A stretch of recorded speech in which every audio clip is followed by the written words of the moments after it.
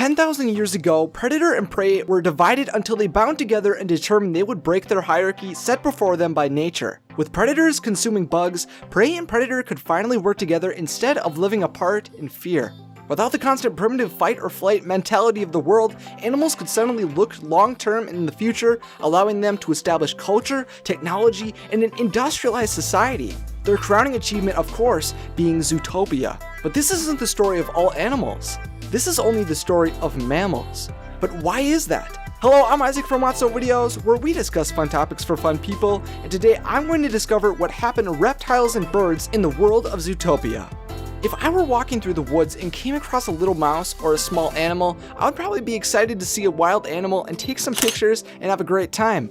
But if I suddenly saw a snake, it would be all bets off. Nature walk over. I'm not meant to be out here. But are people's fear of the scaly, crawly reptiles warranted? I mean, is there really that big of difference between the mammalian mouse and the reptilian snake? Well, not really. Reptiles, birds, and mammals are all tetrapods, oxygen-breathing vertebrates with the same organ components. In a lot of ways, there seem to be more similarities than differences, with the main difference being how each regulates their body temperature and whether they give live birth or release eggs. So if they are so similar, then why wouldn't they be offered to come into Zootopia? I mean, Zootopia claims to be a city where anyone can be anything, but in the film there are times when its own citizens don't even believe that. Nick Wilde is regarded by many to just be a sneaky killer fox, so no one trusts him. Judy Hopps is just a dumb small bunny, which leads to many people to believe she could not be a real police officer. Maybe reptiles and birds are just seen as freaky, scary monsters just because they are different visually, so they were never welcomed into the city. Reptiles have no hair, lay eggs, can camouflage themselves, secrete venom similarly to a few other mammals like the slow loris, and some lizards can even regrow body parts. Then you have birds who are flying, feathered former dinosaurs, and when I say it like that, yeah, that seems a bit intimidating to say the least. In addition to being scary animals, some birds and reptiles are insectivorous, like the predators in Zootopia, but the grand majority of reptiles today are carnivores. If the mammals allowed reptiles and birds into Zootopia, the predator and prey relationship of 10-to-1 would be completely off balance, making the majority of Zootopia's population pretty nervous, similarly to when the predators began to go savage.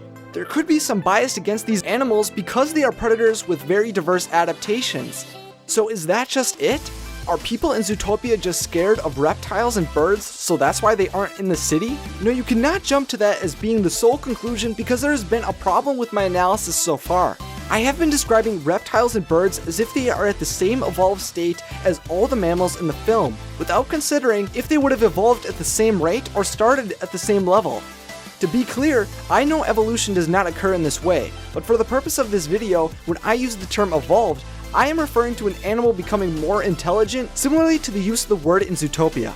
Today, even though there are new studies suggesting reptiles are smarter than science once believed, they are still less intelligent and possess lower social complexity. Lizards and turtles have exhibited the ability to learn and adapt to situations, while crocodiles possess a complex social structure, so we know reptiles aren't stupid by any means. What really holds them back is their brain size, which relative to their mass is 1/10 of the ratio for mammals, capping their theoretical intelligence in today's age.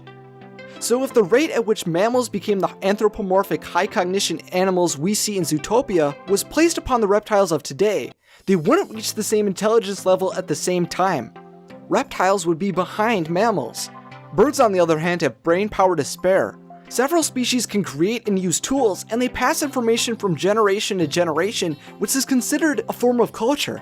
They communicate using visual and audio signals and work cooperatively to breed and hunt. Plus, Corvidae, a family of bird, has a brain-to-body mass ratio just below humans ourselves.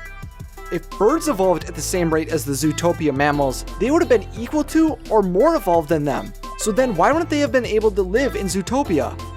I think when mammals proposed the idea of a truce among all mammals 10,000 years before the events of Zootopia, there were representatives from all facets of the animal kingdom who had judgment and reasoning.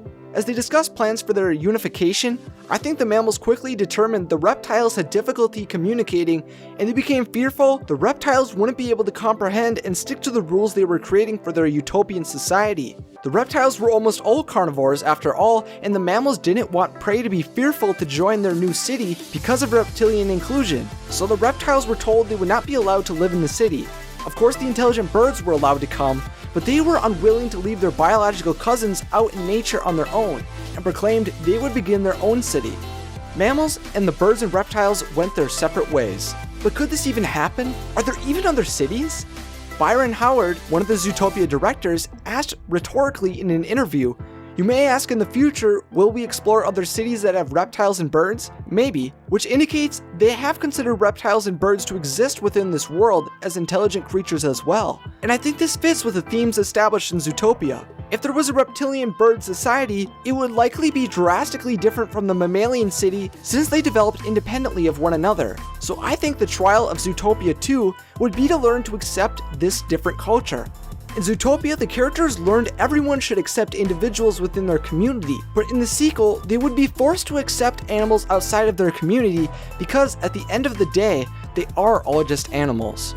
If you'd like to continue to theorize on the award-winning movie Zootopia, then I'll leave the links to the movie and resources I used in the description of this video. So now it's time for your thoughts. Do you think there is a bird reptilian city? Do you agree with my explanation for why those animals aren't in Zootopia? And do you have any pets?